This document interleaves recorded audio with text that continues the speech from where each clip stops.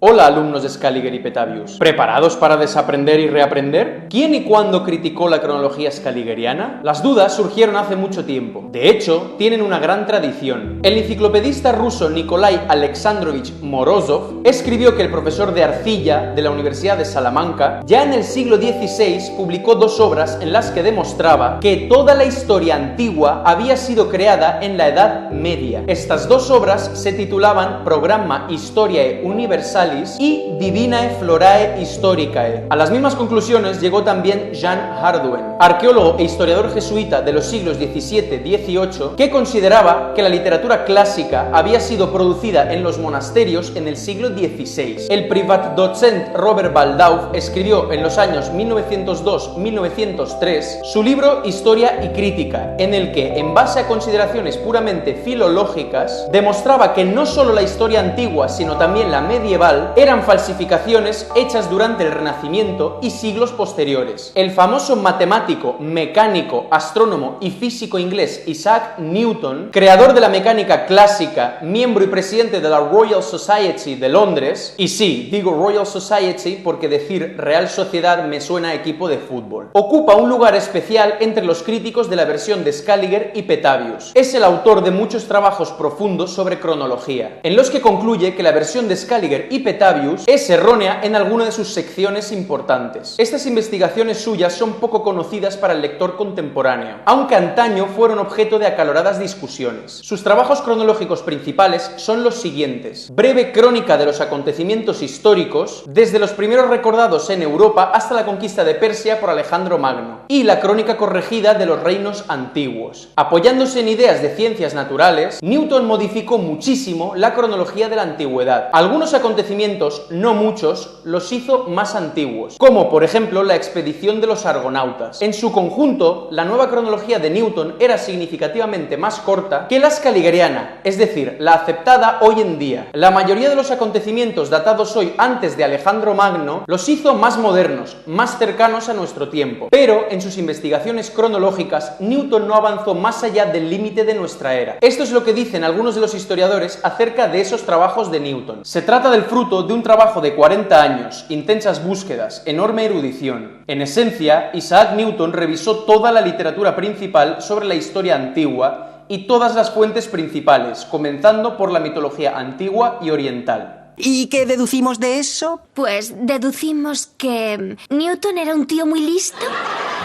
Comparando las conclusiones de Newton con la versión cronológica scaligeriana aceptada hoy en día, los comentadores contemporáneos piensan inevitablemente que el gran científico se equivocaba. Pero, ¿qué proponía Newton? Principalmente analizó la cronología del antiguo Egipto y la antigua Grecia antes de nuestra era. Seguramente no le dio tiempo de realizar un análisis de épocas más modernas. La obra de Newton fue publicada en el último año de su vida. Por ejemplo, la versión cronológica actual ubica el inicio del gobierno del primer faraón egipcio Menes aproximadamente en el año 3000 a.C., mientras que Newton afirmaba que este acontecimiento databa del 946 a.C.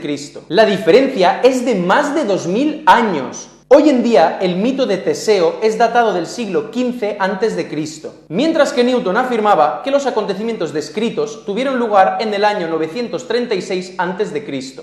La diferencia es de alrededor de medio milenio. Si hoy en día la famosa guerra de Troya es datada aproximadamente del 1224 a.C., Newton afirmaba que tuvo lugar en el 904 a.C. La diferencia es de más de 3 siglos. Y así, un largo etcétera. En resumidas cuentas, las conclusiones de Newton se pueden formular tal que así. Parte de la historia de la antigua Grecia se sitúa unos 300 años más cerca en el tiempo. La historia del antiguo Egipto, que según la cronología scaligeriana abarca varios miles de años, también se sitúa más cerca en el tiempo y se comprime. Es más, algunas fechas fundamentales, Newton las acerca en el tiempo unos 1800 años. Pero Newton solo sometió a revisión fechas anteriores aproximadamente al año 200 a.C. Sus observaciones tenían un carácter disperso y no pudo descubrir ningún tipo de sistema en estas nuevas dataciones que, a primera vista, parecen caóticas.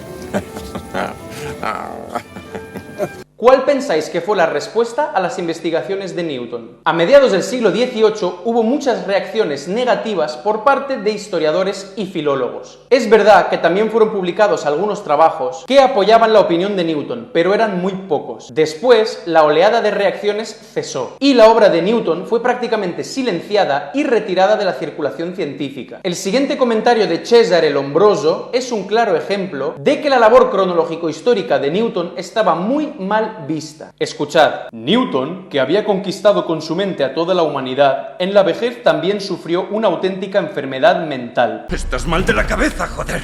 Aunque no tan fuerte como las pretéritas personas geniales. Fue entonces cuando escribió, seguramente, Cronología, Apocalipsis y Carta Bentley, escritos brumosos, confusos y nada parecidos a aquello que escribió en sus años de juventud.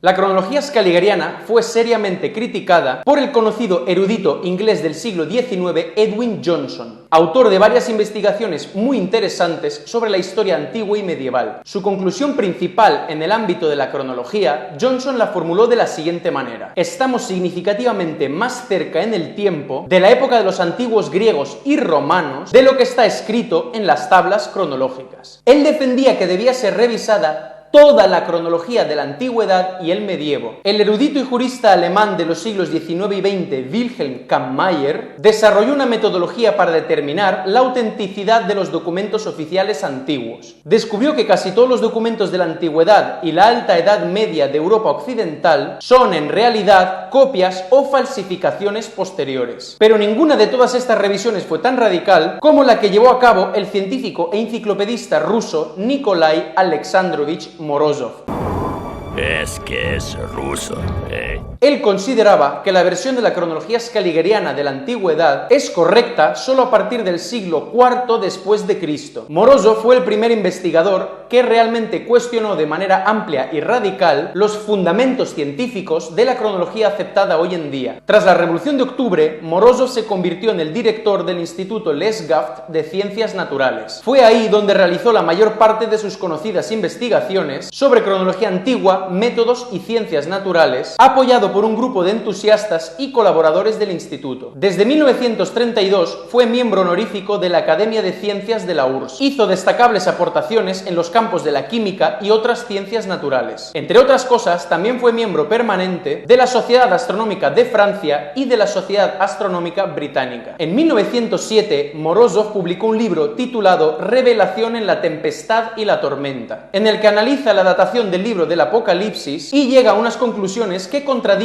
la cronología scaligeriana. En 1914 publicó el libro Profetas, en el que, en base a métodos astronómicos de datación, hace una revisión radical de la datación scaligeriana de las profecías bíblicas. Entre los años 1924 y 1932 publicó la obra fundamental en 7 tomos titulada Cristo, cuyo nombre inicial fue La historia de la cultura de la humanidad a la luz de las ciencias naturales. En esta obra, Morozov expone una crítica detallada de la cronología scaligeriana. Descubrió un hecho importante, que la concepción que yace en la base de la cronología scaligeriana aceptada hoy en día no tiene fundamento. Tras analizar una enorme cantidad de material, propuso y en parte fundamentó la hipótesis de que la cronología scaligeriana de la antigüedad fue artificialmente alargada en comparación con la realidad. Esta idea se basa en las repeticiones que él descubrió, es decir, textos que probablemente describen unos mismos acontecimientos, pero que posteriormente fueron datados de años diferentes y que actualmente se consideran completamente distintos. Cuando su obra salió a la luz, provocó una acalorada polémica en la prensa. Su eco pervive incluso en la literatura actual. Sí que es verdad que se hicieron ciertas objeciones muy justas, aunque nadie pudo impugnar la parte crítica de la obra Cristo en su conjunto. Fue tal la oposición a que esta obra se publicase que Morozov tuvo que apelar al mismísimo Lenin.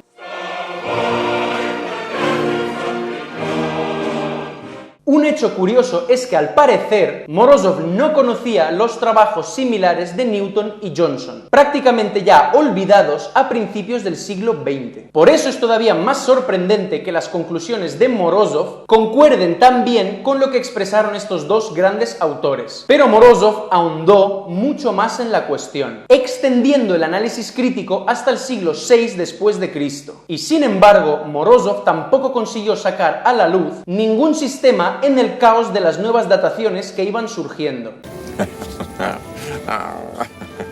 No obstante, fue el primer científico en comprender que no eran solo los acontecimientos de la antigüedad los que debían ser datados de nuevo, sino también los medievales. Y aún así, no avanzó más allá del siglo VI después de Cristo. Él creía que a partir de los siglos VI-VIII, la versión cronológica aceptada hoy en día era más o menos correcta. Más adelante veremos que esta consideración era errónea. Cabe mencionar que a Morozov le acusaron de lo mismo que a Newton, pues también fue una persona que se atrevió a hacer una revisión de la cronología. Estas acusaciones son muy extrañas en una discusión científica. Ocultan tras de sí la incapacidad de objetar nada al respecto. En resumidas cuentas y utilizando lenguaje de calle, prácticamente todas las críticas se pueden resumir de la siguiente manera: tú serás muy listo en matemáticas, astronomía, física y demás, pero no te metas en la historia que no sabes nada de nada. Y aunque supieras algo, no es de tu incumbencia, listillo. Ese es básicamente el nivel. Fuera como fuese, en 1932, cuando salió el último tomo de la obra Cristo, los enemigos de Morozov lograron finalmente detener la publicación de sus posteriores materiales sobre el tema cronológico. Por último, veo conveniente señalar las obras de algunos estudiosos alemanes que han intentado, sin mucho éxito, la verdad, criticar la cronología scaligeriana.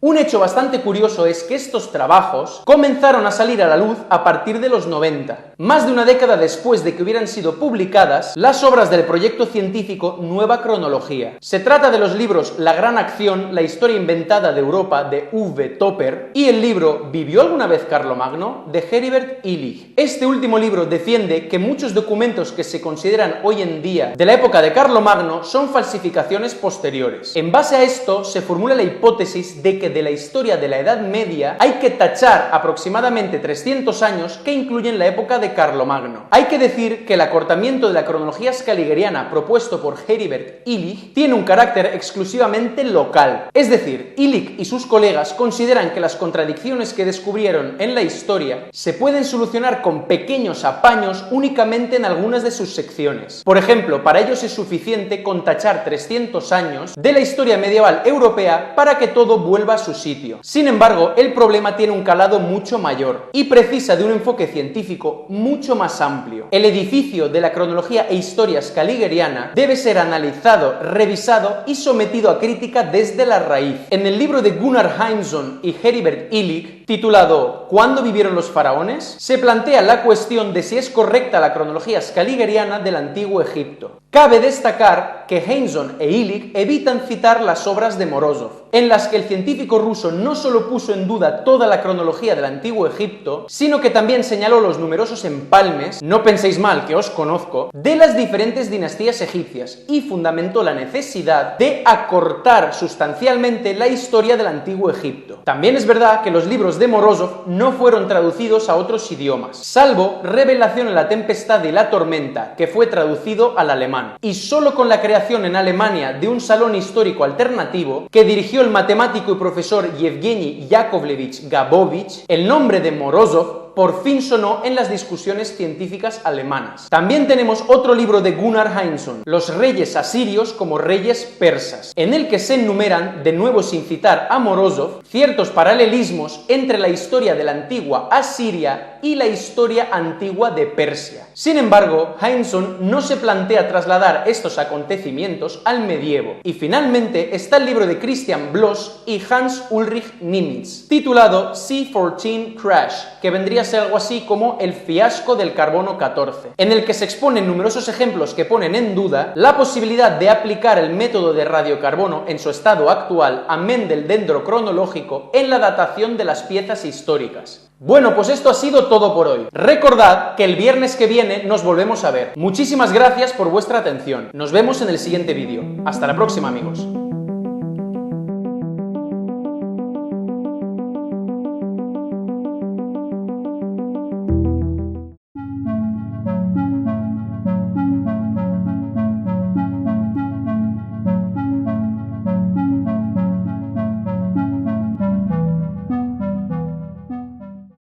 Si os ha gustado y parecido interesante este vídeo, dadle like, suscribiros, comentad y compartid mi canal. Y si queréis que os lleguen los avisos de mis vídeos, dadle también a la campanita.